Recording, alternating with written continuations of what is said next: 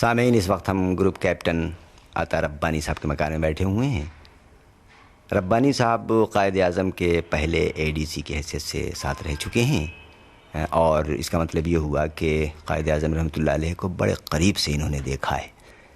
تو قائد اعظم کی شخصیت، ان کی مصروفیات اور معمولات کے بارے میں ہم ربانی صاحب سے معلوم کریں گے، لیکن سب سے پہلے ہم ربانی صاحب سے یہ معلوم کرنا چاہتے ہیں کہ اے ڈی سی ہونے سے پہلے آپ نے قائد اعظم کو کب دیکھا تھا، کبھی ملاقات ہوئی تھی؟ یہ کوئی سن 1939 کی بات ہے کہ میں علی گڑھ میں پڑھتا تھا اس وقت۔ تو جیسے باقی کے اس زمانے کے مسلمان نوجوانوں کے خیالات تھے، میں بھی ایک انہی میں سے تھا، اور ان دنوں میں یہ پتہ چلا کہ مسلم لیگ کی ورکنگ کمیٹی کی میٹنگ دہلی میں ہو رہی ہے، اور اس کے بعد ایک جلسہ عام ہوگا جس میں قائد اعظم خطاب فرمائیں گے۔ تو علی گڑھ سے بہت سے طلباء اس جلسے کو سننے کے لیے دہلی آنے کو تیار ہو گئے۔ میں بھی اپنے چند احباب کے ساتھ وہاں پہنچا۔ تو مجھے صرف اس وقت اتنا یاد ہے کہ جب میں پہنچا ہوں تو قائد جلسے میں موجود تھے، صدر کی کرسی پہ بیٹھے ہوئے تھے، اور ان کے پیچھے ایک رو اور کرسیوں کی لگی تھیں جس پر کہ بہت سے اور مسلم لیگ کے زعما بیٹھے ہوئے تھے، اور کچھ لوگ جن میں کہ کافی پرومیننٹ لیڈرز تھے وہ ڈائس پر زمین پہ بھی بیٹھے ہوئے تھے۔ مجھے اب تک یاد ہے کہ عبد المجید سندھی جو ہیں وہ ایک ڈائس کے کونے پہ بیٹھے ہوئے تھے، دونوں طرف ٹانگیں لٹکائے ہوئے، اور ساتھ ہی راجہ محمود آباد بیٹھے ہوئے تھے۔ اور جس وقت ہم پہنچے تو اس وقت جمال میاں فرنگی محلی تھے نا، جو وہ تقریر فرما رہے تھے۔ ان کی تقریر کے بعد راجہ صاحب بولے کوئی آدھا گھنٹہ کے قریب، بہت شستہ اردو اور بہت بلیغ تھے۔ اس کے بعد قائد اعظم نے تقریر شروع کی، اور کو 45 منٹ تک بولے ہوں گے انگریزی میں۔ میرا خیال نہیں ہے کہ وہ جو اس وقت مجمع وہاں موجود تھا اس میں کوئی 90% انگریزی سمجھتے ہوں، لیکن بالکل خاموشی تھی، اور بڑے انہماک سے لوگ سن رہے تھے، جیسے کہ ایک ایک لفظ ان کی سن رہے ہیں، سمجھ رہے ہوں۔ تو یہ تو پہلا موقع تھا جب میں نے ان کو دیکھا۔ ان سے ملاقات کا شرف مجھے 1945 میں جب لیگ نے جنرل الیکشنز کی تیاری شروع کی تھی، تو اس وقت قائد اعظم نے لیگ الیکشن فنڈ کے لیے اپیل کی تھی۔ میں اس وقت ایئر فورس میں تھا اور برما میں کے محاذ پر تھا، تو وہاں میں نے اپنے طرف سے اپنے باقی مسلمان ہمراہیوں اور دوستوں کی مدد تو نہیں، دوستوں سے چندہ اکٹھا کرنا شروع کیا۔ تھوڑا تھوڑا میں نے وہاں اکٹھا کیا برما میں۔ تو پھر اس کے بعد میری پوسٹنگ ہو گئی 1946 کے شروع میں کیلکٹا۔ وہاں انڈین ایئر ٹریننگ کور کیلکٹا یونیورسٹی کی تھی، تو اس کا میں آفیسر کمانڈنگ بن گیا۔ تو پھر یہ میں نے مہم وہاں جاری رکھی۔ تو آخر میں نے جب اس رقم کو گنا تو وہ 27,500 کچھ روپے بنتی تھی، مجھے اب یاد نہیں ہے۔ تو اس وقت الیکشن کے کیمپین کے دوران میں قائد اعظم کا کلکتے آنے کا اتفاق ہوا، تو وہ میں نے پھر شہید سہروردی صاحب سے ملاقات کی اور ان کو بتایا کہ میں نے صاحب اتنا پیسہ اکٹھا کیا ہے قائد کے لیے، تو اگر آپ میرے لیے کوئی انٹرویو کا بندوبست کر دیں تو میں ان کو پیش کرنا چاہتا ہوں۔ تو انہوں نے وقت مقرر کر دیا اور کہا کہ تم یہیں میرے گھر پہ آ جانا، میں تمہیں اپنی گاڑی میں لے جاؤں گا۔ تو وہ غالباً قائد ٹھہرے ہوئے تھے اصفہانی صاحب کے ہاں، تو وہ مجھے وہاں لے گئے۔ تو مجھے قائد سے میرا تعارف کروایا، اور اس کے بعد بتایا کہ صاحب انہوں نے کچھ آپ کو پیش کرنا ہے۔ تو قائد نے کہا کہ مجھ سے پوچھا آنے کا مقصد، تو میں نے بتایا کہ صاحب میں نے ایک حقیر رقم جمع کی ہے، اور انہوں نے پوچھا کہ کہاں سے کی ہے، کب کی ہے، تو میں نے بتایا۔ تو وہ بہت خوش ہوئے اور مجھے اپنے ہاتھ سے رسید لکھ کے دی اور مجھے ہاتھ ملایا اور کہنے لگے ویل ڈن بوائے. تو یہ میری پہلی ملاقات تھی اور پہلی دفعہ مجھے ان سے ہاتھ ملانے کا شرف حاصل ہوا. یہ پہلی ملاقات تھی, اس وقت آپ کے تاثرات عجیب و غریب ہوں گے, وہ ذرا بتائیے. ضرورت سے زیادہ خوشی محسوس کی ہوگی آپ نے. ہاں وہ تو ظاہر ہے, کیونکہ وہ تو قائد اس وقت مسلمانوں کے لیے تو ایک مسیحا کی حیثیت رکھتے تھے, اور ہر نوجوان خاص طور پہ جو وہ نوجوان جنہوں نے علی گڑھ میں تعلیم حاصل کی ہو, ان کی بیک گراؤنڈ بھی اسی طرح کی بنی ہوئی تھی. تو اس واسطے میرے نزدیک تو قائد ایک مسیحا ہی نہیں, ایک بہت بڑے سیاسی اور رہنما اور مسلمانوں کے سرپرست اور واحد امید تھے اس وقت. تو ان سے ملاقات کا شرف تو ظاہر ہے کہ بہت ہی خوشی کی بات تھی. اس کے بعد اب آپ ہمیں ذرا اس سلسلے میں بتائیے کہ آپ ADC کیسے بن گئے. یہ صاحب تو مجھے خود پتہ نہیں کہ میں کیسے ہو گیا, لیکن وہی بات ہے جیسے کہتے ہیں کہ وہ انگریزی کا محاورہ ہے, if wishes were horses beggars would ride. تو میرے لیے میری جو خواہشات تھیں اور جو تمنائیں تھیں وہ پرووربیل ہارس بن گئی, اور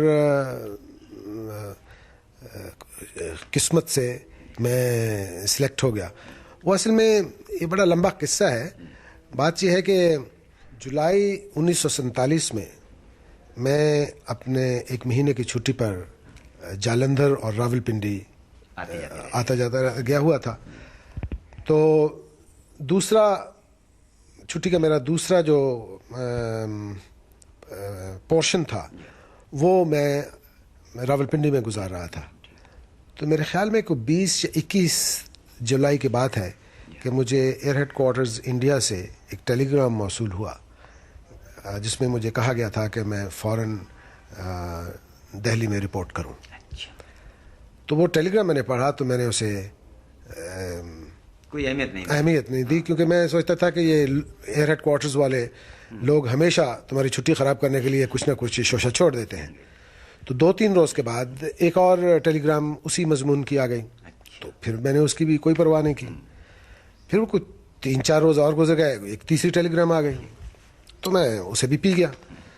تو میں نے کہا کہ میں تو اپنے پروگرام کے مطابق واپس جاؤں گا, یعنی چھٹی گزار کے, یعنی 5 تاریخ کو میری چھٹی ختم ہوتی تھی. تو میں نے کہا کہ 1 روز بچانے کے لیے علی گڑھ میں اپنی یونٹ کو رپورٹ کرنے کے بجائے میں ایئر ہیڈ کوارٹرز انڈیا 5 تاریخ کی صبح کو جا کے رپورٹ کر دوں گا. تو چنانچہ اسی پروگرام کے مطابق میں فرنٹیئر میل میں جالندھر سے بیٹھا اور دہلی کو روانہ ہو گیا. تو 5 تاریخ کی صبح کو جب ابھی پاؤ پھٹ رہی تھی تو ٹرین جو ہے وہ پانی پت کے اسٹیشن پہ کھڑی ہوئی. وہاں میرا بیرا میرے لیے اخبار لے کر آیا. تو میں نے اس اخبار کو کھولا, اخبار پڑھنا شروع کیا. تو اس میں سے ایک ایسا نیوز آئٹم مجھے دکھائی دیا جس نے مجھے بہت اٹریکٹ کیا. وہ قائد اعظم کے متعلق تھا.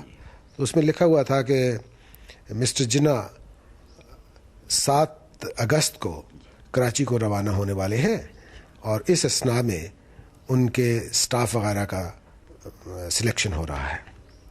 تو اس وقت فوراً میرے دل سے ایک دعا کہیے یا ایک خواہش نکلی کہ کاش میں بھی ان میں سے ہوتا جو سلیکٹ ہو گئے ہیں. لیکن اس وقت فوراً ہی اس کے ساتھ ہی میرے ذہن میں بات آئی کہ آج 5 تاریخ ہے, 7 تاریخ کو قائد نے چلنا ہے. تو یہ کیسے ہو سکتا ہے؟ سٹاف کی تعیناتی اور ان کا سلیکشن تو بہت پہلے ہو چکا ہوا ہوگا. لیکن افسوس مجھے بہت تھا جو کہ میری شکل سے ظاہر تھا. چنانچہ میری بیوی جو سامنے بیٹھی ہوئی تھی انہوں نے مجھ سے پوچھا کہ کیا بات ہے, سب خیریت ہے؟ تو میں نے کہا خیریت تو ہے, لیکن میں نے یہ جو نیوز آئٹم تھی یہ میں ان کو پڑھ کے سنائی. تو وہ میری خواہشات, میرے تاثرات قائد کے متعلق وہ جانتی تھیں.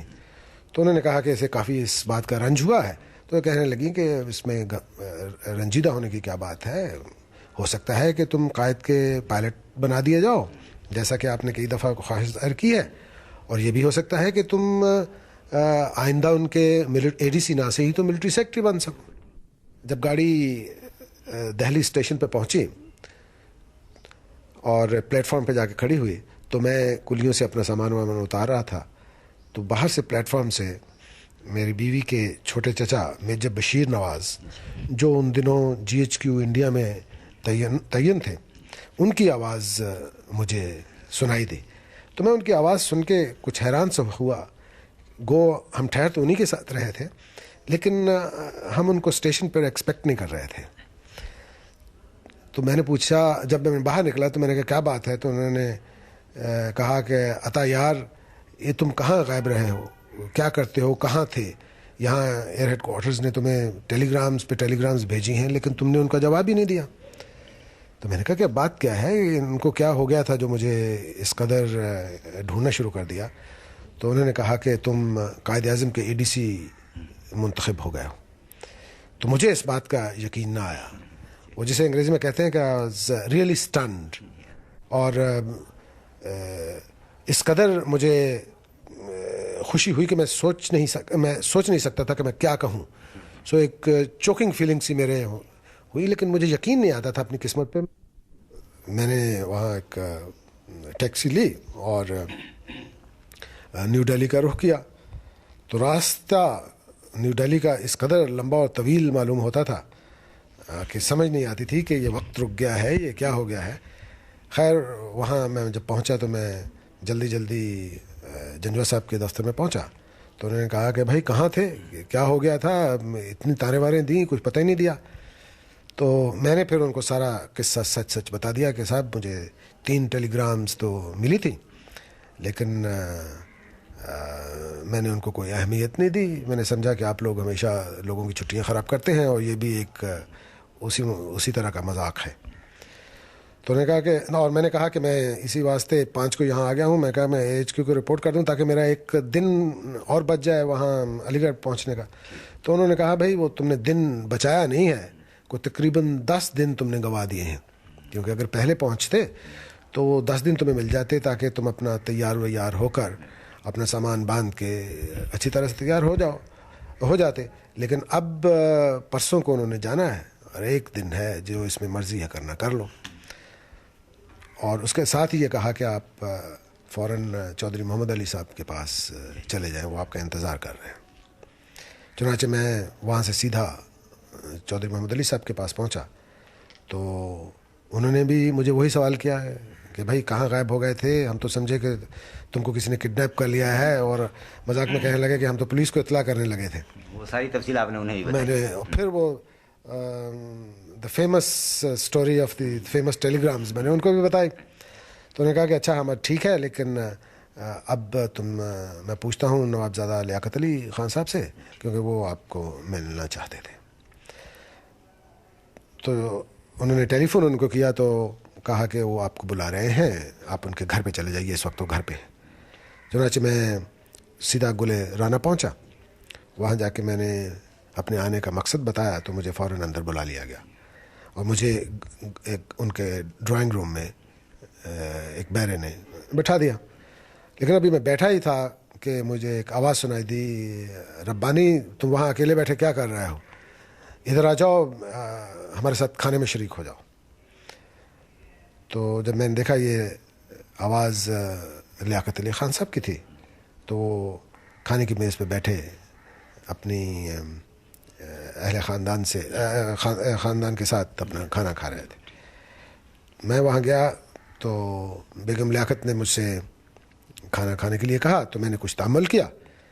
تو نوابزادہ صاحب بولے کہ تم نے ابھی تک کھانا تو نہیں کھایا ہوگا. تو پھر میں نے کہا کہ جی نہیں. تو کہنے لگے پھر سوچتے کیا ہو, بیٹھ جاؤ, ایسا معلوم ہوتا ہے تم نے اپنی علی گڑھ کی سب ٹریننگ وریننگ بھلا دی ہے. خیر میں میز پہ بیٹھ گیا, کھانا شروع کیا. کھانا تو میں زیادہ نہیں کھا سکا کیونکہ اس قدر خوشی تھی, ایکسائٹمنٹ تھی. اور پھر جب کھانا شروع کیا میں نے تو نوابزادہ صاحب نے خود ہی گفتگو کا آغاز کیا اور پوچھنے لگے کہ قائد اعظم کے ADC मुकर्रर होने पर आप क्या महसूस कर रहे हैं? तो मैंने कहा साहब ये मेरी खुशकिस्मती है और ये मेरी इससे ज़्यादा मेरे लिए बाइस फ़ख्र और बाइस मुसरत क्या चीज़ हो सकती है कि मैं एक ऐसी अजीम शख्सियत की खिदमत कर सकूं। ये तो मेरी तमाम उम्र की ख्वाहिशों का नतीजा है, तो इससे ज़्यादा मेरे लिए अच्छी बात कौन सी हो सकती है। मेरा ख्याल है रब्बानी साहब, वो जो पानीपत के स्टेशन पे सुबह के वक्त आप पहुँचे और अखबार देखा आपने, उस वक्त आपकी जो ख्वाहिश दिली हुई थी और जो दुआ मांगी थी आपने सुबह के वक्त, मेरा ख्याल है कि वो दुआ अल्लाह ने कबूल की। ये तो ज़ाहिरी बात है जी, वो कहते हैं ना कि इंसान को ऐसा वक्त कोई कब आता है कि जब जो चीज़ भी वो खुदा से मांगे तो वो देता है। तो मेरा ख्याल है कि खुदा ने वो सुनी।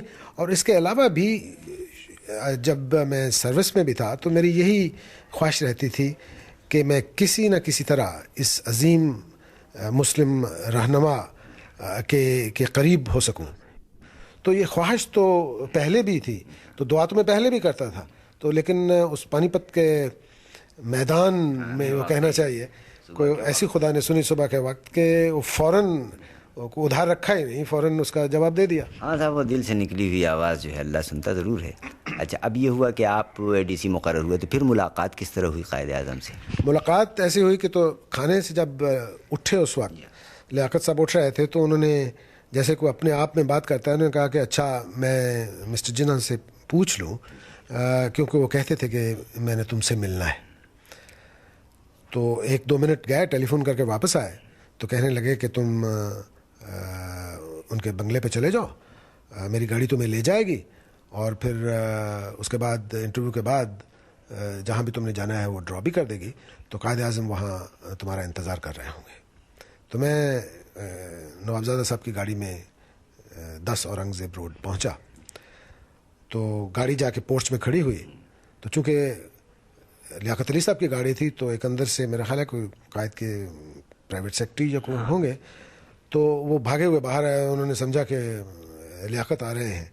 तो जब उन्होंने मेरी शक्ल देखी तो अजीब मायूसी का आलम तारी हो गया उन पे, जो कि उनकी शक्ल से ज़ाहिर था। तो मैंने अपने आने का मकसद बताया, तो वो मुझे कहने लगे कि आप इंतज़ार कीजिए। मुझे वहीं वो बरामदे में खड़ा छोड़ के आप एक कमरे में चले गए। इंतज़ार करते रहे। ये सोच लीजिए कि अगस्त की गर्मी दिल्ली की, और खुले बरामदे में मैं खड़ा हुआ था, लू चल रही थी और इंतज़ार था, कोई आ ही नहीं रहा था।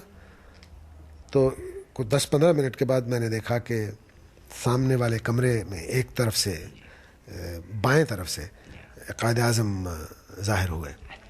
उन्होंने एक बिस्किट कलर का सूट पहन रखा था, इमैकुलेटली ड्रेस जैसे वो हमेशा होते हैं, बड़े स्मार्ट एंड ऑल। तो वो एक तरफ से कमरे से दूसरी तरफ जा रहे थे। और आपको ये भी शायद ख्याल हो कि वो जब चला करते थे तो सीधे अपनी हाइट पे वो देखा करते थे। तो उसी तरह उन्होंने बगैर इधर उधर देखे कि सीधे गुजर गए। जब वो मेरे कुछ सामने से गुजरे, कुछ 2 कदम के बाद उन्होंने मुझ पे गर्दन मोड़ के मेरी तरफ देखा, तो कुछ चंद लम्हों के लिए वो थमे। तो मैंने उनको सलाम किया, तो उन्होंने कहा कि आप मिस्टर रब्बानी हैं। तो मैं आवाज़ से तो जवाब नहीं दे सका, क्योंकि उनको फ़ौरन देख के सामने और उसकी धूप की जो तपश थी उससे मेरा गला भी खुश्क हुआ था, कुछ चोक सा मालूम करता था। तो मैंने सर हिलाया यूं करके, तो उन्होंने अपना हाथ आगे बढ़ाया, जो मैंने दोनों हाथ से पकड़ा और मुसाफा किया। ये मेरा दूसरा मुसाफा था उनके साथ। और फिर उन्होंने पहला सवाल मुझसे ये किया कि क्या बात थी जो तुम्हें रोके हुए थी, तुम कहाँ गायब हो गए थे? तो मैंने जनाब फिर वही 3 टेलीग्राम्स की तफसील उनको भी बताई। वो जिस वक्त मैं वो तफसील बता रहा था तो वो बड़े गौर से मुझे देख रहे थे, बोले कुछ नहीं, देख रहे थे। तो जिस वक्त मैंने बंद कर दिया उसके बाद भी कोई रिमार्क पास नहीं किया, लेकिन उनकी शक्ल से मालूम होता था कि उनको मेरी कुछ बात, ये हरकत पसंद नहीं आई। फिर उसके बाद उन्होंने मुझे बहुत से निजी सवालात पूछने शुरू कर दिए। मैं उनका जवाब देता रहा और आखिर में वो कहने लगे कि کیا تمہیں ایسی جاب کا تجربہ ہے پہلا؟ تو خود ہی پھر فوراً ہی جواب دینے لگا کہ اس کی کوئی پرواہ نہیں ہے، اس کی کوئی پرواہ نہیں ہے، تو تم 7 تاریخ کو 12:30 بجے یہاں کراچی جانے کے لیے تیار ہو کے آ جاؤ۔ تو میں نے اور 7 جب یہ کہا تو 7 کہنے لگے کہ تھینک یو، یعنی اس کا مطلب ہے کہ انٹرویو ختم ہوا۔ تو یہ کہہ کے انہوں نے چلنا شروع کیا، ابھی 2 قدم ہی لیے تھے تو پھر میری طرف منہ موڑا اور کہنے لگے کہ تم لیاقت کو بتا دو کہ مجھے تمہاری سلیکشن جو ہے منظور ہے۔ 7 تاریخ کو میں وقت مقررہ پر 10 اور انگریب روڈ پہنچ گیا، تو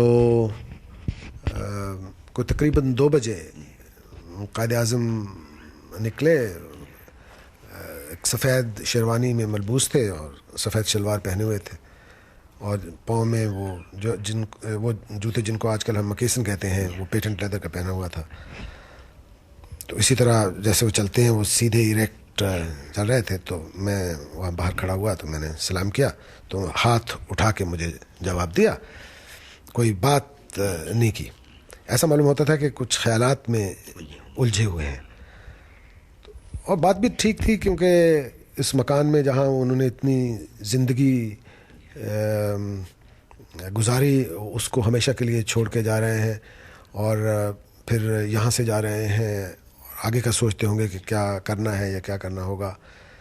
تو وہ اور مس جنا ایک کار میں، میں لیفٹیننٹ آسن اور 1-2 کو اور تھے، ہم دوسری کار میں پیچھے پالم کے ہوائی اڈے پہ پہنچ گئے۔ لارڈ ماؤنٹ بیٹن نے قائد کے لیے ایک ڈکوٹا مہیا کیا تھا تاکہ جس سے وہ کراچی کا اپنا سفر کریں۔ تو اس ڈکوٹے میں ہم اس دن صرف 5 مسافر تھے، قائد اعظم، مس فاطمہ جناح، لیفٹیننٹ آسن، میں اور ایک وہ قائد کے بٹلر تھے۔ قائد نے اپنی سیٹ جو منتخب کی وہ بائیں جانب کوئی آدھی ایئرکرافٹ سینٹر میں کی، جس سے کہ بالکل باہر کا کلیئر ویو دکھائی دیتا تھا، اور مس جنا نے بالکل قائد کے اپوزٹ، آئل کے اپوزٹ دوسری طرف، آئل کے دوسری طرف بیٹھے سیٹ، اور میرے چونکہ اتنی ایکزوبرینس تھی قائد کے متعلق اور اتنی خواہشات تھیں، تو میں نے بالکل جو اپنی سیٹ لی وہ قائد کے پیچھے والی تھی۔ لیفٹیننٹ آسن اپنے پیچھے کوئی 3-4 روز کے بعد میں بیٹھ گئے تھے۔ تو جب یہ ایئرکرافٹ نے ٹیکسی کرنا شروع کیا تو قائد نے باہر دونوں طرف دیکھا لیکن بولے کچھ نہیں، چپ کر کے بیٹھے رہے۔ جب ٹیک آف کرنا شروع کیا تو میرا خیال ہے کہ ابھی ایئرکرافٹ کے ویلز ابھی زمین سے اٹھے ہی ہوں گے کہ قائد نے پھر دونوں طرف دیکھا اور کہنے لگے کہ that's the end of it. اس کے بعد وہ چپ ہو گئے، اور کو 500 فٹ کی بلندی تک تو پائلٹ نے سیدھا کلائم کیا، اس کے بعد بائیں ہاتھ کو ایک ہلکا سا ٹرن لیتے ہوئے تمام دہلی کا، میرا خیال ہے یہ جان بوجھ کے کیا تھا ڈیلیبریٹلی، تاکہ آخری ایک ایریل ویو قائد کو دیا جائے۔ تو اس کے بعد جب ہم دہلی سے اوپر ہوتے ہوئے گئے تو پھر سیدھا انہوں نے کراچی کا کورس سیٹ کر کے تو کلائم کرنا شروع کر دیا۔ پھر جب ہم سیٹل ہو گئے تو وہ پیکڈ لنچ تھا وہ دیا، قائد نے کچھ کھایا ہوا نہیں زیادہ، میرا خیال ہے 1-2 ادھر ادھر نبل کیا، اس کے بعد اپنے اخباروں میں محو ہو گئے۔ جب ہمارا جہاز کراچی پہنچا تو جہاز نے اوپر کا ایک چکر لیا تو نیچے موری پور کا ہوائی اڈا خوبی دکھائی دیتا تھا، اس پہ بہت خلقت جمع تھی۔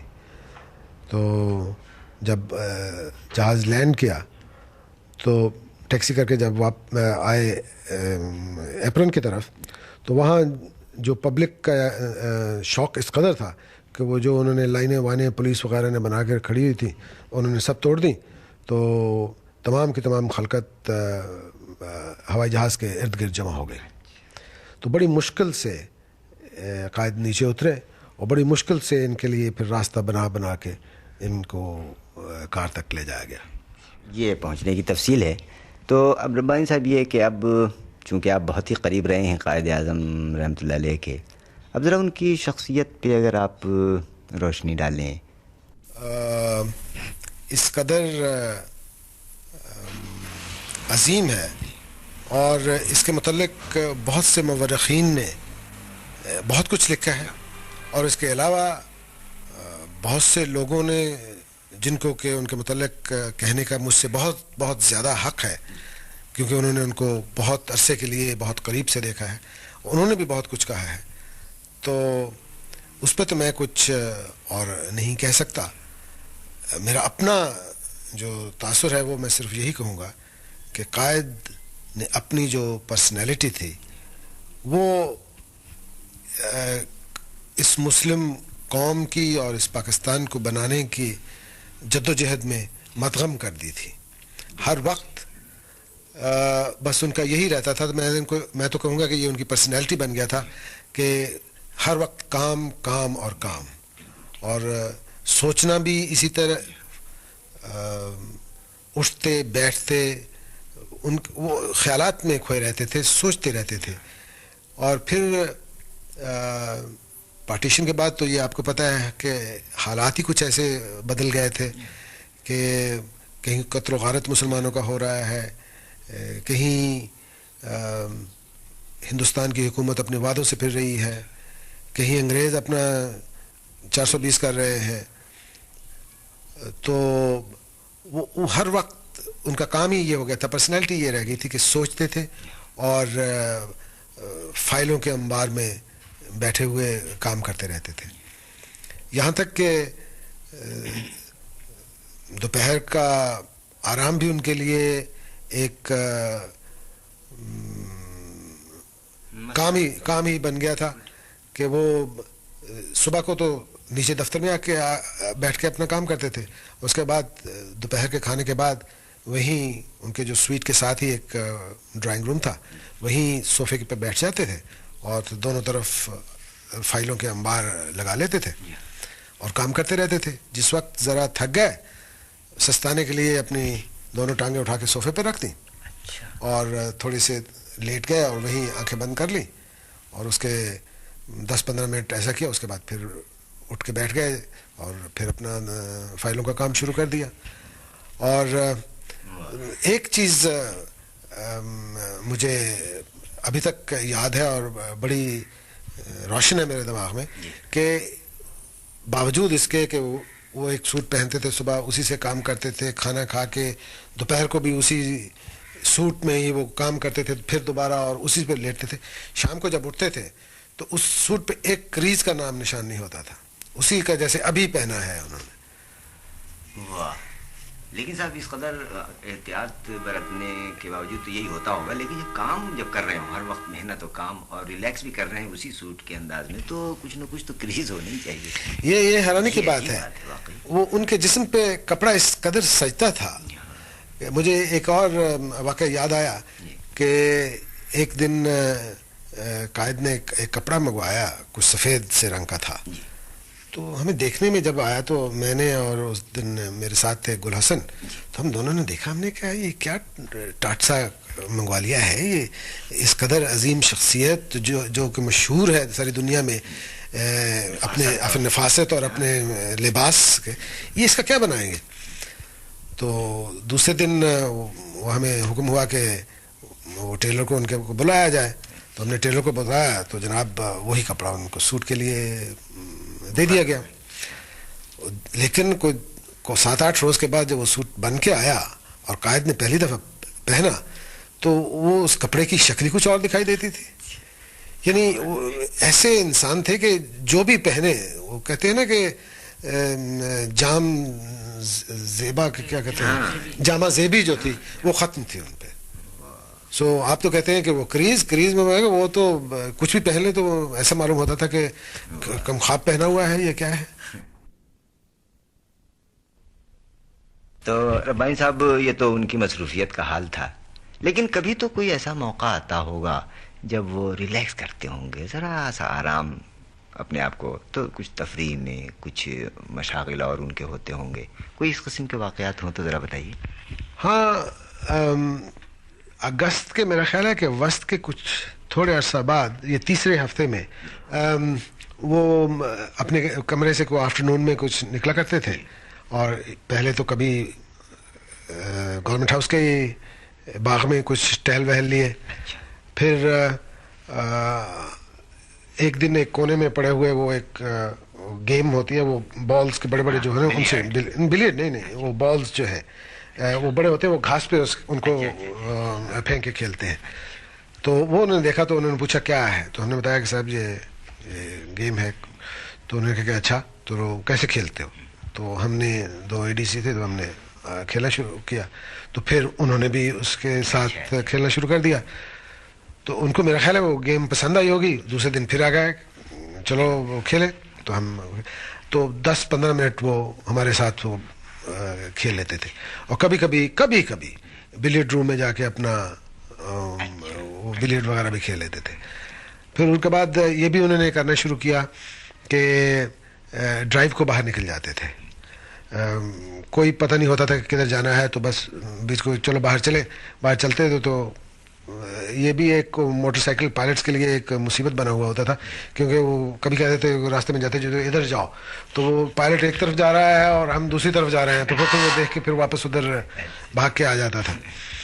تو شہر میں بھی کئی دفعہ گئے ہیں ڈرائیو کے لیے، تو ایسے کیا کرتے تھے کہ جیسے بلڈنگز کو دیکھنا ہے، مثلا بیٹھے ہوئے تو نہیں دیکھ سکتے ان کے ٹاپ کو، تو وہ اس پہ اپنی سیٹ پہ لیٹ جاتے تھے، پیچھے لیٹ کے پھر دیکھتے رہتے تھے، پھر جب وہ جو بلڈنگ گزر گئی تو عمارت گزر گئی تو پھر اٹھ کے پھر بیٹھ جاتے تھے، تو پھر باتیں کرتے رہتے تھے، لیکن یہ کچھ زیادہ عرصہ نہیں چلایا انہوں نے، کیونکہ میرا خیال تھا کہ اگر وہ ایسا کرتے تو کچھ ان کے لیے بریک بھی ہو جاتا، کچھ صحت کے لیے اچھا ہو جاتا، لیکن میرا خیال ہے کہ چونکہ اس قدر ان پہ بوجھ تھا، پریشر تھا، کام کا ہی نہیں بلکہ حادثات کا، تمام جو کچھ ادھر ادھر ہو رہا تھا، ایسٹ پنجاب میں وہ جو قتل و غارت ہو رہی تھی، دہلی میں جو خون خرابہ ہو رہا تھا، اور باقی جو چیزیں اس وقت ہو رہی تھی، ریفیوجیز پہ ریفیوجی آ رہے تھے، اس قدر بوجھ تھا کہ وہ برداشت نہیں کر سکتے تھے، اور وہ جو انہوں نے اپنے لیے کچھ چند لمحے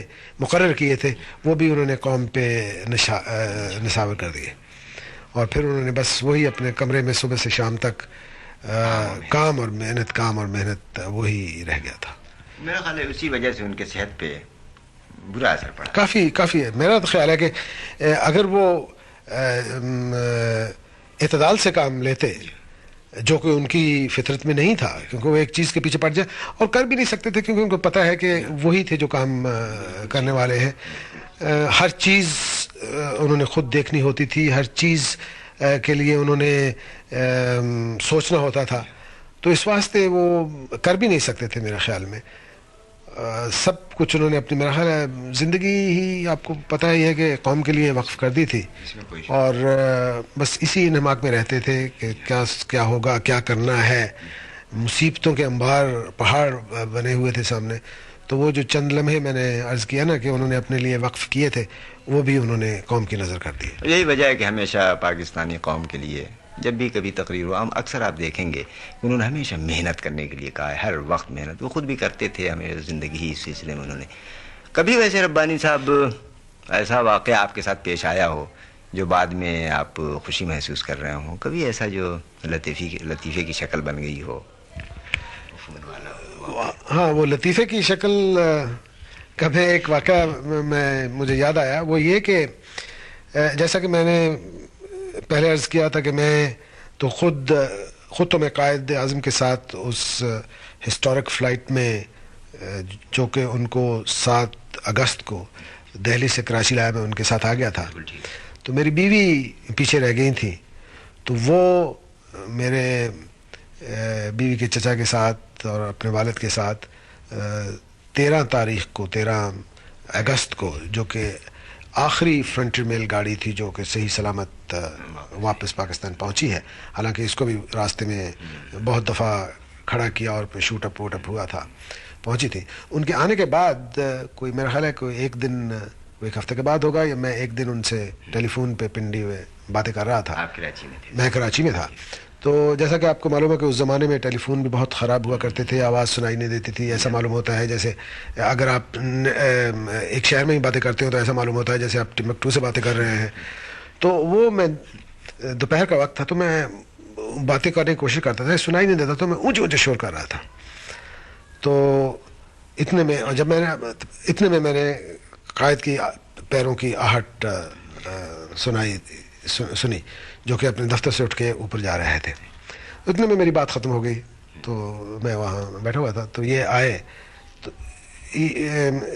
اوپر جانے کا راستہ ہمارے دفتر کے سامنے کے برآمدے میں سے گزر کے جانا پڑتا تھا. تو قائد دروازے پہ کھڑے ہو گئے تو انہوں نے کہا کہ یہ ربانی تم کس پہ شاؤٹ کر رہے تھے؟ تو میں نے کہا کہ صاحب میں شاؤٹ نہیں کر رہا تھا، میں اپنی بیوی سے بات کرنے کی کوشش کر رہا تھا فون پہ پنڈی میں. تو کہنے لگے کہ you don't shout at ladies. تو یہ ہنس دیا اور مسکرا دیا اس پہ اور وہ اوپر چلے گئے. پھر کچھ میرے خیال ہے ایک ہفتے کے بعد ایک دن شام کو ہم کھانے پہ بیٹھے ہوئے تھے. اس دن نوابزادہ لیاقت علی اور ان کی بیگم بھی کھانے پہ موجود تھی اور باقی ہم سٹاف کے لوگ تھے. تو قائد نے کچھ لیاقت علی خان سے پوچھا کہ وہ آپ نے فلاں سے پشاور میں یا پنڈی میں، مجھے اب یاد نہیں ہے، وہ بات ہو گئی ان سے. تو لیاقت کہنے لگے کہ نہیں جی وہ آج میں نہیں کر سکا کیونکہ فون خراب تھا. تو کہنے لگے کہ فون کی کیا ضرورت تھی، مسٹر ربانی سے کہتے یہ سمجھتے ہیں کہ یہ ان کی آواز وہاں تک پہنچ جاتی ہے. آپ کی آواز پہنچ جاتی، یہ ہے اچھی بات ہے.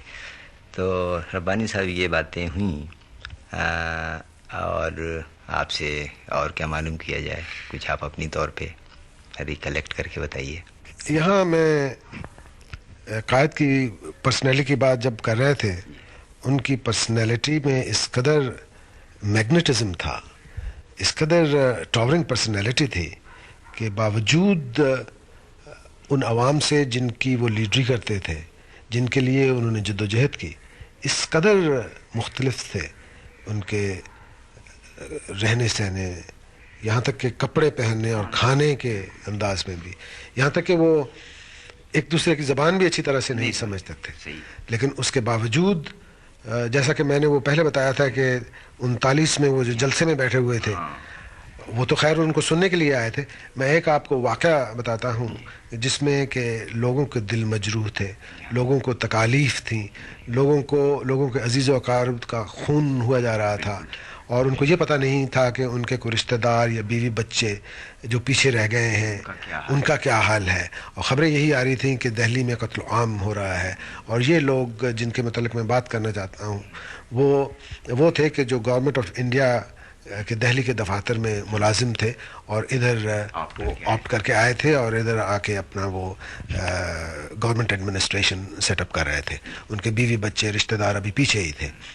اور یہ کوئی میرا خیال ہے کہ وسط ستمبر کی بات ہے جبکہ دہلی میں قتل و غارت انتہا تک پہنچ گیا تھا. وہاں سے خبریں تو یہاں آتی ہی تھیں تو لوگ بہت ایجیٹیٹڈ تھے. تو اس دن مجھے ایک واقعہ یوں بھی یاد ہے کہ باہر کی فارن کنٹری کے پہلے سربراہ مملکت سمجھیے یا جو کچھ بھی ان کو کہیں، وہ تھے شیخ آف کویت، جو پہلے فارن ڈگنیٹریز قیام پاکستان کے بعد پہلے فارن ڈگنیٹریز تھے جنہوں نے یہاں وزٹ کیا. تو قائد نے ان کو ایک گارڈن پارٹی دی. تو اس میں کوئی میرا خیال ہے کوئی 400 کے قریب آدمی مدعو تھے. تو جس وقت یہ پارٹی ہو رہی تھی تو یہ ایک کراؤڈ لوگوں کا ایک مجمع جمع غفیر ان لوگوں پہ مشتمل جو میں نے بتایا ہے کہ گورنمنٹ آف انڈیا سے آپٹ کر کے آئے تھے، یہ گورنمنٹ ہاؤس کے ارد گرد جمع ہو گیا اور انہوں نے شور مچانا شروع کر دیا. لیکن جب ان کو پتہ چلا کہ اندر پارٹی ہو رہی ہے تو اپنے اس محبوب قائد کی تعظیم کے لیے کہ ان کے شان میں کوئی گستاخی نہ ہو جائے تو یہ چپ خاموشی سے باہر گیٹ کے باہر کھڑے رہے. تو اتنے میں ہم نے سیکورٹی والوں کو کہہ دیا، انہوں نے گیٹ وغیرہ بھی بند کر دیے.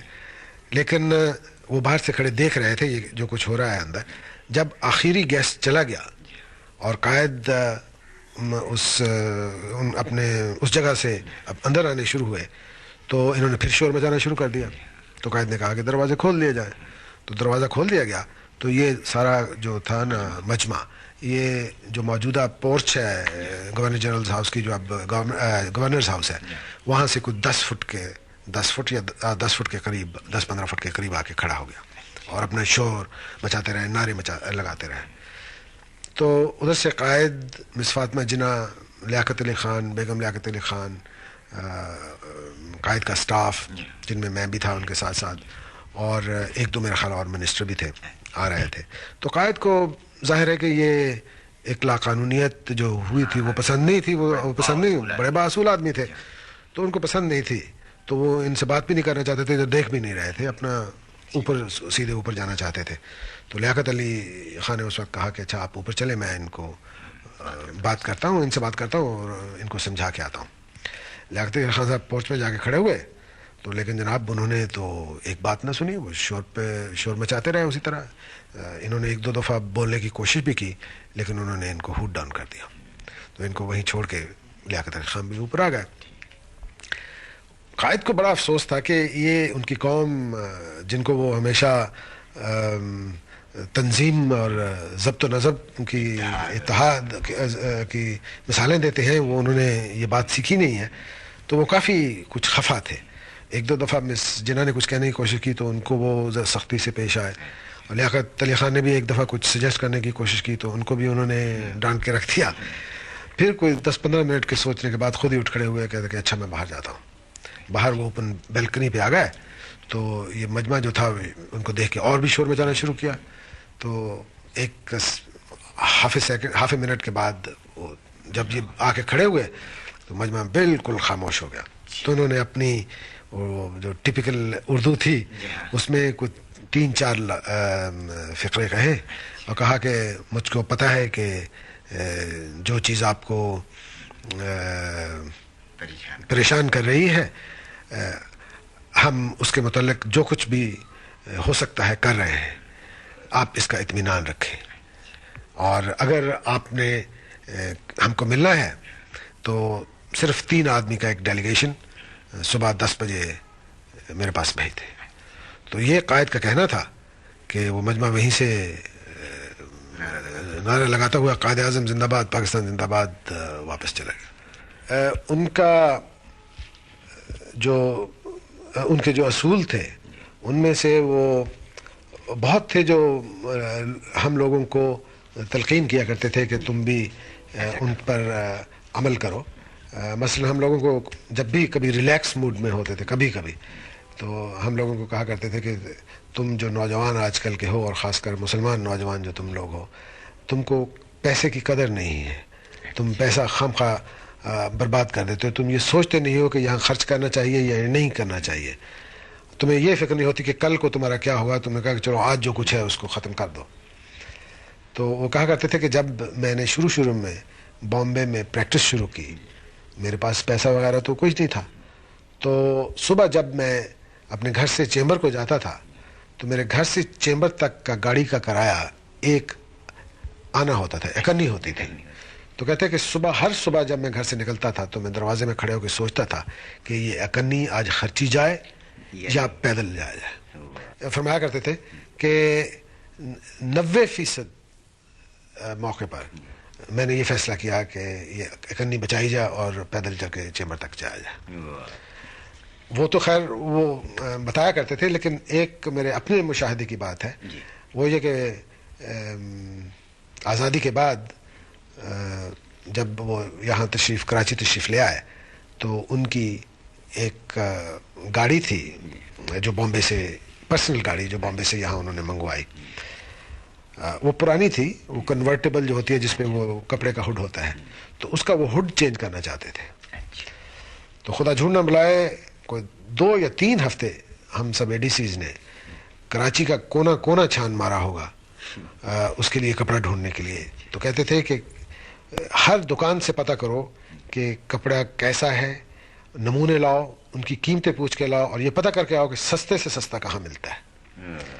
تو اتنی محنت کے باوجود اتنی محنت کے بعد جب انہوں نے آخر میں کپڑا چنا تو وہ تھا کہ جو سب سے سستا تھا. تو جب ہم کہا بھی کرتے تھے بیچ میں کہ صاحب یہ آپ کی گاڑی ہے, اس میں تو اچھا ہونا چاہیے, تو انہوں نے کہا کہ یہ دکھاوے کے لیے چیزیں نہیں کرنی چاہیے, یہ کام کی چیز ہے. تو اگر ایک کام 1 روپیہ خرچنے سے ہو سکتا ہے تو اس پہ 5 روپے کیوں خرچے جائیں. تو واقعی پھر انہوں نے وہ کپڑا اس پہ چڑھایا جو کہ سب سے سستا تھا. قائد اعظم جیسا کہ میں نے عرض کیا کہ روپے پیسے کے معاملے میں بہت ہی محتاط تھے, اور جہاں کہ انہوں نے جب بھی کبھی کوئی, میرا خیال ہے پارٹیشن سے پہلے بھی جب بھی کہیں انویسٹمنٹ کی ہے تو ہر چیز وہ بڑی تھورلی کرتے تھے نا, کیلکولیٹڈ پلاننگ کے ساتھ. تو یہاں جب پاکستان میں گورنر جنرل بن کے آئے ہیں تب بھی وہ کبھی کبھی جب بھی انہوں کو کوئی فرصت کے لمحے ملتے تھے تو یہاں بھی اپنی کچھ انویسٹمنٹ کے لیے سوچتے تھے. حالانکہ ان کو پیسے کی ضرورت نہیں تھی, تنخواہ وہ نہیں لیتے تھے اور کوئی بات نہیں تھی, لیکن وہ چونکہ میرا خیال ہے کہ ایک عادت بن چکی تھی نا, تو وہ پیسہ ضائع کرنے کے بجائے وہ بامقصد طور پہ استعمال کرنا چاہتے تھے. مجھے یاد ہے کہ ایک پراپرٹی ڈیلر ہوا کرتے تھے, اب مجھے اس کا نام تو یاد نہیں رہا, وہ کبھی کبھی ان کے پاس آیا کرتے تھے اور آ کے بتایا کرتے کہ صاحب فلان جگہ زمین اویلیبل ہے. اور ایک دفعہ مجھے یاد ہے کہ میں بھی ان کے ساتھ تھا, ہم کو وہ لے کے گئے وہ ملیر, جہاں وہ نواب بہاولپور کا پیلس ہے نا, اس کے سامنے ایک طرف کافی زمین تھی. تو وہ قائد نے وہاں جا کے آن دا اسپاٹ کھڑے ہو کے گاڑی سے نکل کے گھوم پھر کے سب کچھ دیکھا دکھایا. اور یہ پھر مجھے پتہ نہیں کہ بعد میں انہوں نے وہ خریدی یا نہیں, لیکن دیکھنے ضرور گئے تھے. اور مجھے یہ واقعہ اس واسطے بھی یاد ہے کہ اس شام کو چائے ہم نے وہاں نواب بہاولپور کے ہاں پی تھی ان کے ساتھ ہی. تو وہ یہی معلوم کرنا چاہتے تھے کہ کسی معاملے میں کوئی بے مقصد کوئی بات نہ ہونے پائے, اور یہی تو اصول تھا ان کا. اصول تھا, اور اس سے ایک یہ بھی ظاہر ہوتا ہے کہ وہ ہر چیز خود دیکھ بھال کرنا چاہتے تھے. اسی طرح وہ ریفلیکٹ کرتا تھا ان کے کام میں بھی. جو فائلوں کا انبار میں نے بتایا نا, اسی واسطے کہ ہر فائل کو وہ خود ہی دیکھنا چاہتے تھے اور خود اس کا کسی پہ وہ چھوڑنا نہیں چاہتے تھے کہ کسی کی رپورٹ پہ ادھر ادھر کر دیا کوئی کام نہیں. وہ خود اس کو اچھی طرح سے دیکھ کے کہ جو کچھ بھی فیصلہ ٹھیک کرنا چاہیے کہ اس کے مطابق وہ خود ان کو پڑھ کے دیکھ کے پھر فیصلہ کیا کرتے تھے. بانی صاحب, جیسا کہ ہمیں معلوم ہے, سب جانتے ہیں, قائد اعظم بہت بڑی شخصیت کے مالک تھے اور بڑے اچھے پرانے اور نئے جیسے بھی لیڈر تھے سب ان سے متاثر تھے. کیا کبھی قائد اعظم کسی شخصیت سے متاثر ہوئے ہیں؟ قائد اعظم کی اپنی شخصیت اس قدر عظیم اور اس قدر بڑی تھی اور ان کو اپنے آپ پر اس قدر بھروسہ تھا کہ کسی سے متاثر ہونا تو سوال ہی نہیں رکھتا تھا. اور خاص کر میرا یہ کہنا کہ وہ متاثر تھے یا نہیں تھے, میں تو صرف پارٹیشن کے اور تقسیم کے بعد کی ہی بات کر سکتا ہوں. پہلے تو ہسٹری ہے, تاریخ ہے, اور تاریخ بھی یہ بتاتی ہے کہ شروع میں وہ دادا بھائی نوروجی اور گوکھلے کے ساتھ ان کے تعلقات تھے اور ان کو وہ بڑے اچھے نیشنلسٹ اور سنسیئر آدمی سمجھتے تھے. اور لیکن اس کے بعد تو کوئی تاریخ میں بھی ایسا واقعہ یا ایسی شخصیت ہمیں معلوم نہیں ہوتی جس سے یہ ظاہر ہو کہ وہ کسی کی شخصیت سے متاثر تھے یا کسی سے مرغوب تھے.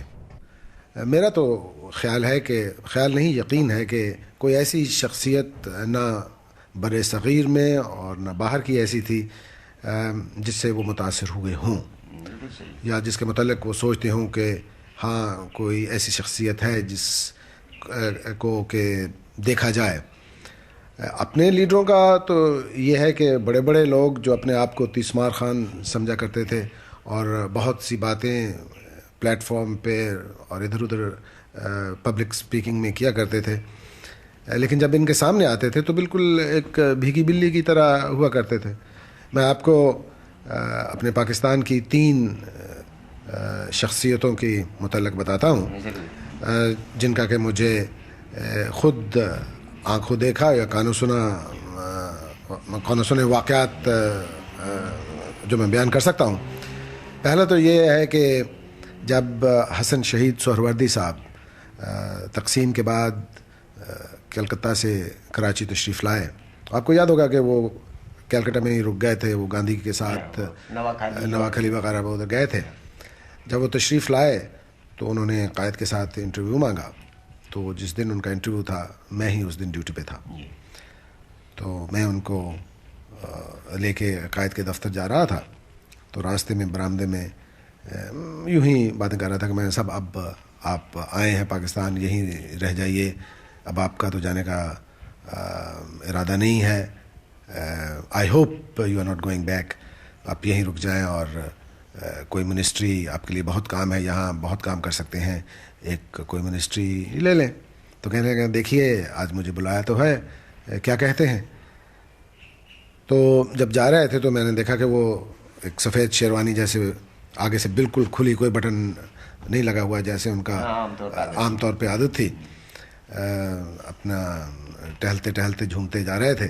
जब दफ्तर के दरवाजे पे पहुँचे तो मुझे कहने लगे ज़रा रुक जाओ, तो फ़ौरन बटन शेरवानी के बटन लगाने शुरू कर दिए और ऊपर से लेकर आखिर तक तमाम बटन लगा के एन जैसे इंटरव्यू के लिए जाते हैं ना, तैयार होकर अंदर गए। खैर अंदर जो कुछ हुआ उसका तो मैं कह नहीं सकता, लेकिन कुछ इंटरव्यू उनके लिए कोई बहुत अच्छा नहीं था, क्योंकि जब वो वापस बाहर निकले तो काफ़ी परेशान थे और कुछ वो स्पिरिट्स भी वो नहीं थी, गमगीन से थे और कुछ गुस्सा भी था। तो मैंने चुप कर रहे को जब बाहर निकले तो कोई बात नहीं की, तो 3, 4, 5, 6 कदम के बाद मैंने सकूत तोड़ा और मैंने कहा कि साहब कैसा हुआ, क्या हुआ, आप यहीं रुक रहे हैं ना। तो खफा हो गए, कहने लगे कि नहीं ये देखिए, they had the cheek to offer me the ministry of rehabilitation. तो मैंने कहा कि साहब आप ले लें, बिकॉज ये एक चैलेंज है, बहुत बड़ा काम है, अगर आप इसको सर अंजाम दें और जो कि मुझे उम्मीद है कि आप दे सकते हैं, तो आप कौम की बहुत बड़ी खिदमत करेंगे। तो कहने लगे नहीं, I don't like the attitude and I am not accepting it. दूसरा वाक़या मुझे याद है कि पार्टीशन तक़सीम हिंद के बाद जब पहली दफ़ा, मेरा ख्याल है या तो ये मुस्लिम लीग की मीटिंग थी या कॉन्स्टिट्यूएंट असेंबली की पहली मीटिंग थी, तो उसको अटेंड करने के लिए कायद आज़म तशरीफ़ ले गए, मैं उनके साथ था।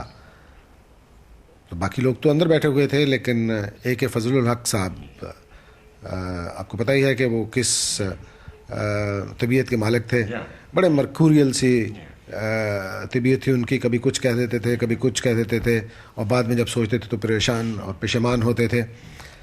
और उन्होंने कुछ 1-2 पहले हरकत भी ऐसी की थी जिससे कि कायद समझते थे कि मुस्लिम कौम को और मुस्लिम लीग को उससे नुकसान पहुंचा है। तो वो बाहर दरवाजे से निकल के खड़े हुए थे, कोई 10-15 गज़ दरवाजे से पहले। तो जब उन्होंने कायद को दूर से आते हुए देखा, कोई होगा को 80-90 गज़ के फासले से, तो वहीं से झुक के उन्होंने फर्शी सलाम करना शुरू किया, इतनी दूर से, और वो उसी तरह झुके हुए सलाम कर रहे हैं। लेकिन कायद थे कि उन्होंने देखा तक नहीं, वो उसी तरह सीधे अपने देखते हुए गुजर गए और ये बेचारे सलाम करते हुए। तीसरा वाक़या है ख्वाजा नाज़मुद्दीन साहब के साथ। पता है वो बड़े हलीम तबा और बड़े चुपचाप इंसान थे। तो वो जब ईस्ट पाकिस्तान के चीफ मिनिस्टर थे, तो उस दौरान में वो किसी मीटिंग के लिए कराची तशरीफ़ लाए। मीटिंग होने के बाद उन्होंने कायद से इंटरव्यू मांगा, तो कायद को मिलने के लिए वो वक्त मुकर्रर पर तशरीफ़ लाए। खैर इंटरव्यू ख़त्म हुआ तो उस दिन भी मैं ही ड्यूटी पे था। तो मेरे साथ आके हमारे ADCs के दफ्तर में ये बैठ गए, क्योंकि शायद इनकी गाड़ियाँ भी नहीं आई थी या इनको गाड़ी चाहिए थी, कोई ऐसी बात थी। तो इतने में मुझे कायद ने घंटी दी, तो मैं भाग के चला गया और इनको मैं कह गया कि साहब अब तशरीफ़ रखें, मैं अभी हाज़िर हुआ। जब मैं कायद के पास पहुंचा तो उन्होंने मुझसे باقی جو کام تھا وہ بتایا اور اس کے بعد پوچھا کہ ناظم الدین صاحب چلے گئے ہیں یا بھی ہیں. میں نے کہا صاحب ابھی تو میرے دفتر میں بیٹھے تھے, ابھی پتہ نہیں, شاید میرے غیر حاضری میں شاید چلے گئے ہوں. تو کہنے لگے کہ ان کو کہیں کہ وہ شام کا کھانا میرے ساتھ یہیں کھائیں. جب واپس میں دفتر میں واپس آیا تو میں نے خواجہ صاحب سے پوچھا کہ صاحب آپ کا کیا پروگرام ہے, آپ اتنی دور سے آئے ہیں تو چند روز ٹھہریں گے ہی. تو کہنے لگے نہیں میں نے تو بہت ضروری جانا ہے اور آج شام کی ہی پرواز سے میری سیٹ بک ہے اور میں نے واپس چلے جانا ہے, مجھے وہاں بہت سے کام ہیں. تو میں جانتا ہوا کہ قائد اعظم کیا چاہتے ہیں, تو میں نے ان کو کہنے کی کوشش کی کہ صاحب آپ رک جائیں, اتنی دور سے آئے ہیں, کچھ دن یہاں اپنے دوستوں سے احبابوں سے ملیں, آپ کو بہت سی چیزیں ان لوگوں سے ڈسکس کرنی ہوں گی, تو بہتر ہوگا کہ آپ رک جائیں. تو انہوں نے بڑے دبدبے سے کہا کہ نہیں مجھے بہت کام ہے, میں نے واپس جانا ہے. تو اتنے میں کسی کام کی وجہ سے قائد اعظم نے پھر مجھے بلایا. تو پھر میں واپس گیا تو کہنے لگے کہ کیوں بھائی اس کو ناظم الدین کو کھانے کا کہہ دیا. تو میں نے کہا کہ صاحب میں نے کہہ تو دیا ہے, لیکن وہ کچھ اپنی مجبوریاں بتا رہے تھے کہ ان کی سیٹ بک ہے اور انہوں نے واپس جانا ہے اور ایک تو کیبنٹ میٹنگز ہیں اور بہت سے کام ہیں ان کو. تو پہلے تو سنتے رہے تو لیکن ان کو وہ بات پسند نہ آئی. تو کہنے لگے کہ انگریزی میں بڑے زور سے کہ tell him that he is to dine with me tonight. خیر میں واپس آ گیا. تو میں نے پھر خواجہ صاحب کو کہا کہ میں نے کہا صاحب آپ رک رہے ہیں نا. تو کہنے لگے نہیں بھائی میں نے بتایا ہے کہ میں رک ہی نہیں سکتا, میری طرف سے معذرت کر دینا. میں یہ کہنا نہیں چاہتا تھا کہ قائد نے یہ اس انداز سے کہا ہے, لیکن وہ جب مانتے ہی نہیں تھے تو مجبوری آخری حربہ جو تھا وہ میں نے حربے کے طور پر وہ لفظ استعمال کیے. تو میں نے کہا کہ صاحب وہ خفا ہو جائیں گے کیونکہ انہوں نے مجھے یہ ایسے کہا ہے کہ tell Nazimuddin that he is to dine with me. تو وہ دیکھنے والا سما تھا کہ خواجہ صاحب نے فوراً کہنا شروع کر دیا ہاں کیا کون سی بات ہے, میں رک جاتا ہوں اور میری سیٹ کینسل کروا دو اور کل کی کروا دو. وہ تو کوئی بات ہی نہیں ہے, وہاں بھی میں تار دے کے کہہ دوں گا کہ وہ جو کام ہے وہ پوسٹ پون کر دیا جائے. تو یہ تھی ان کی پرسنالٹی اور یہ تھے جو جیسا وہ ڈومینیٹ کرتے تھے اپنے رفقا کو اور اپنے باقیوں کو.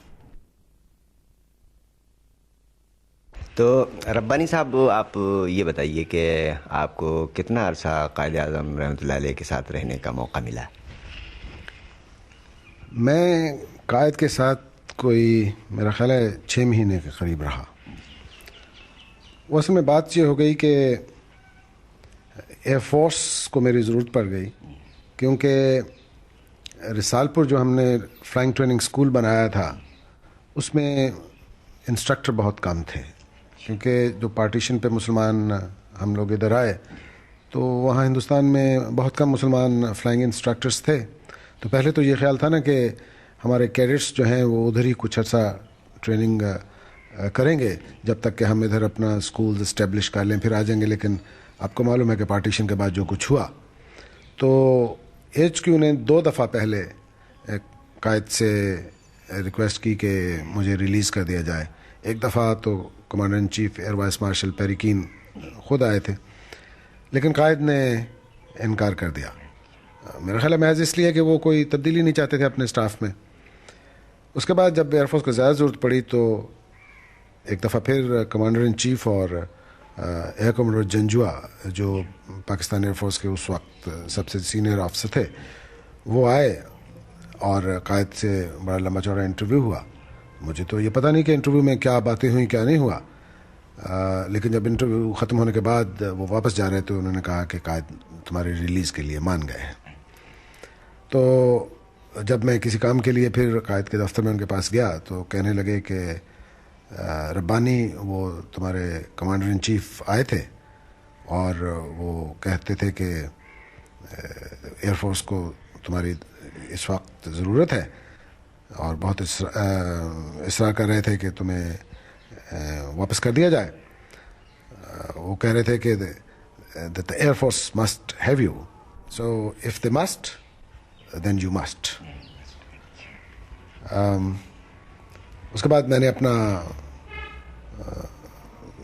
پیک اپ کرنا شروع کر دیا. 2-4 روز کے بعد میں ان کے पास इजाज़त लेने के लिए हाज़िर हुआ। तो मैंने कहा कि साहब मुझे जाते हुए कोई ऐसी चीज़ ज़रूर दें जो कि मेरी और मेरी औलाद के लिए एक मोमेंटो की हैसियत रखती हो। तो जवाब तो नहीं दिया, चुप कर गए। आपको शायद याद हो कि 1945 में एक बहुत अच्छा आर्टिकल कायद आज़म पर लिखा था लाइफ मैगज़ीन में। और उस वक्त जिसने वो आर्टिकल लिखा था और जो फ़ोटोग्राफ्स वगैरह शाया की थी वो थी एक मिस मार्गरेट बर्कवाइट, जो टाइम एंड लाइफ की ऑफिशियल फ़ोटोग्राफ़र थी। तो वो उस वक्त हिंदुस्तान आई तो उन्होंने कायद के वहाँ मालाबार हिल के घर में कुछ तस्वीर ली और इंटरव्यू छापा। और वो मैंने तो पढ़ा नहीं, लेकिन सुना है कि वो बहुत ही अच्छा प्रो मुस्लिम लीग, प्रो कायद आज़म आर्टिकल था। तो उनमें एक तस्वीर थी जहाँ के कायद अपनी लाइब्रेरी में फायर प्लेस के सामने खड़े हुए हैं। वो कायद को बहुत तस्वीर पसंद थी। तो ये साहिबा तकसीम हिंद के बाद मेरा ख्याल है अगस्त के शुरू में कराची आई और ये एक और आर्टिकल पाकिस्तान पे लिखना चाहती थी। उन दिनों कायद लाहौर गए हुए थे उस गड़बड़ के सिलसिले में जो कि कश्मीर में हो रही थी, और फिर गए तो वहाँ चंद रोज़ के लिए थे, लेकिन उनकी तबीयत ख़राब हो गई तो उनको वहाँ देर हो गई ज़रा। तो मिस मार्गरेट बर्कवाइट मेरे पास आई, चूँकि मैं लाहौर नहीं गया था। तो आने का मकसद बताया कि मैं उनसे इंटरव्यू लेना चाहती हूँ और कोई तस्वीर लेना चाहती हूँ। तो जानते हुए कि कायद की तबीयत ठीक नहीं है और वो वहाँ बहुत ज़रूरी काम के लिए गए हैं, मैंने कुछ रोज़ तो उसे टाले रखा, लेकिन जब उसने बहुत इसरार किया और फिर मैंने सोचा कि पहले इसने आर्टिकल बहुत अच्छा लिखा है और अब भी वैसा ही मेरा ख्याल है लिखेगी। अब तो चूँकि सब कुछ बन चुका है, पाकिस्तान बन गया है और कायद ने जो एम अपने सामने रखा था उसको अचीव कर लिया है, तो अब तो और भी अच्छा आर्टिकल लिखा जा सकता है। तो मैंने लाहौर में रब्ता कायम किया और मैंने कहा कि ऐसा ऐसा एक कॉरेस्पॉन्डेंट हैं जो कायद का इंटरव्यू और कुछ तस्वीर लेना चाहते हैं, लेकिन पहले तो 3-4 रोज़ कायद इस पर रजामंद नहीं हुए। तो आखिर में उन्होंने कहा कि अच्छा उसे यहाँ भेज दिया जाए।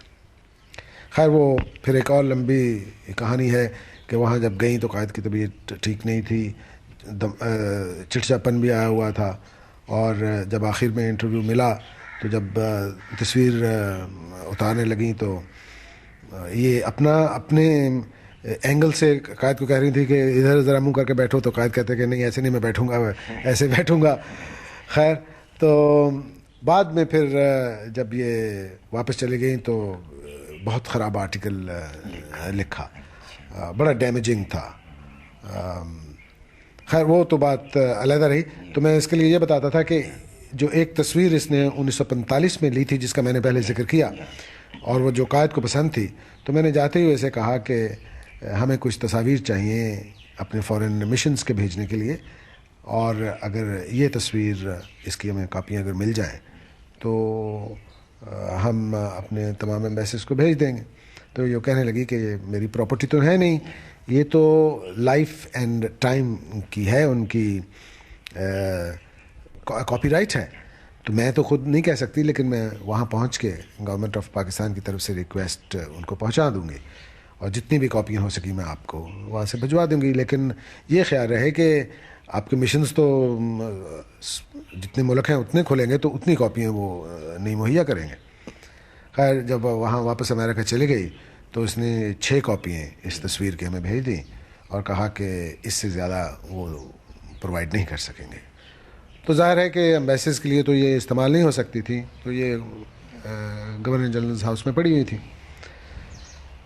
तो जब मैं कायद से अपनी आखिरी मुलाकात के लिए, आखिरी मुलाकात इस सिलसिले में कि मैं गवर्नर जनरल का घर छोड़ रहा था तो गया, तो उन्होंने ये तस्वीर 6 में से एक निकाल के मुझे देने के लिए कहा, मुझे दे रहे थे। तो ये तस्वीर उन्हें बहुत पसंद थी। تو اپنا قلم نکالا تاکہ وہ اس پہ اپنے دستخط کر دیں. تو تصویر کچھ ایسی ہے کہ سوائے قائد کی اپنی فگر کے باقی سب کی بیک گراؤنڈ ڈارک ہے. یہ تصویر سامنے رکھی ہوئی ہے. یہ نیچے جو کارپٹ ہے یہ بھی دیکھیے نا اس طرح کا ہے, ڈارک ہے.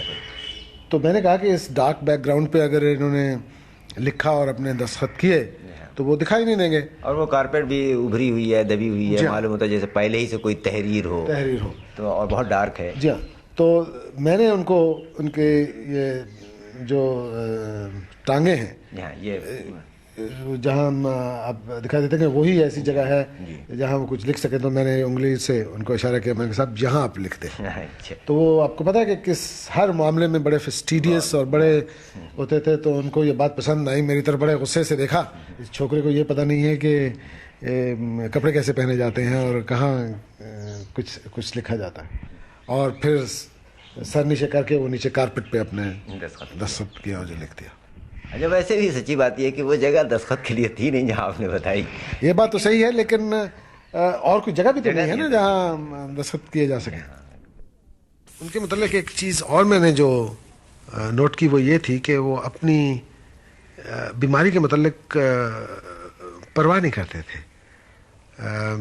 کہیں ایسا تو نہیں کہ اس قدر کام کرتے تھے کہ ان کو فکر ہی نہیں ہوتی تھی کہ ہم بیمار ہیں کہ نہیں ہیں؟ اس قدر محنت و کام اپنی طرف سوچتے ہی نہیں تھے صحت کے بارے میں, ایسا تو نہیں؟ یہ بھی ہے, لیکن دوسرے وہ یہ ہے کہ وہ میرا خیال ہے یہ سوچنا نہیں چاہتے تھے, یہ بلیو نہیں کرنا چاہتے تھے کہ میں بیمار ہوں, کیونکہ اس کا نتیجہ یہ ہوتا تھا نا کہ اگر وہ یہ کر لیں تو پھر قدرتی چیز ہے کہ ذہنی طور پہ وہ بیماری ان پہ غالب آ جائے گی جلد, اور ان کے ذہن میں یہ تھا کہ ان کو ایک کام جو ہے وہ سر انجام دینا ہے. تو اگر وہ اس میں وہ بیماری ان پہ غالب آ جائے تو ظاہر وہ کام نہیں کر سکتے. تو اس واسطے وہ اس میں بلیو نہیں کرنا چاہتے تھے کہ میں بیمار ہوں, اور جب بیمار ہوتے بھی تھے تو وہ ڈاکٹروں کی تھوڑی سنتے تھے. ہاں, وہ تو یہ تھا کہ ڈاکٹروں کو کہا کرتے تھے کہ بھائی دیکھو میں یہ دوا نہیں پیوں گا, میں یہ دوا پیوں گا. مجھے ایک دفعہ کا واقعہ یاد ہے کہ ان کی کوئی کھانسی سی آ رہی تھی, میرا خیال ہے چیسٹ میں کچھ چھاتی میں کچھ کنجیشن سی ہو گئی تھی. تو ڈاکٹر تھے اس زمانے میں کرنل رحمان, تو انہوں نے ان کو دوائی دی. 1-2 دن دوائی, 1 دن یا 1.5 دن دوائی پی تو اس سے کچھ خاطر خواہ افاقہ نہ ہوا. تو ڈاکٹر کو بلایا اور کہنے لگے کہ وہ دوائی تو ٹھیک نہیں ہے, تم مجھے وہ دوائی دو جو فلاں سن میں جب میں بھوپال میں تھا اور مجھے یہ کھانسی ہوئی تھی تو دی تھی, وہی لکھ کے دو. تو وہی ہوا, انہوں نے پتہ نہیں وہ پرانا نسخہ کو لکھ کے دیا تو وہ دوا پی, نہیں تو وہ دوائی چھوڑ دی تھی, کہتے میں دوائی نہیں پیوں گا. ربانی صاحب, اب ایک بات اور رہ گئی ہے, آپ سے آخری ملاقات قائد اعظم سے کب ہوئی تھی؟ میری آخری ملاقات اپریل کے مہینے میں نے قائد اعظم سے فروری 1948 میں چھٹی لی,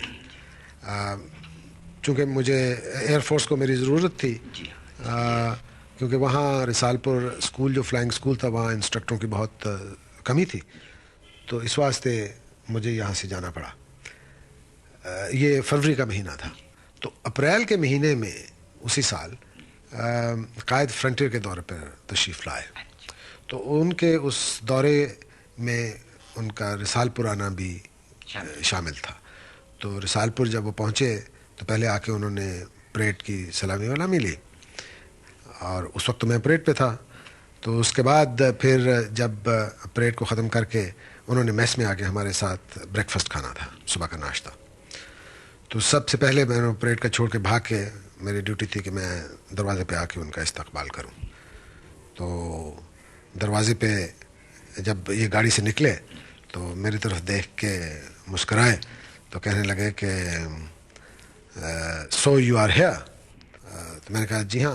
تو کہنے لگے کہ ہاؤ آر یو. میں نے کہا جی تھینک یو ویری مچ. تو میرے ساتھ وہ اندر چلے گئے.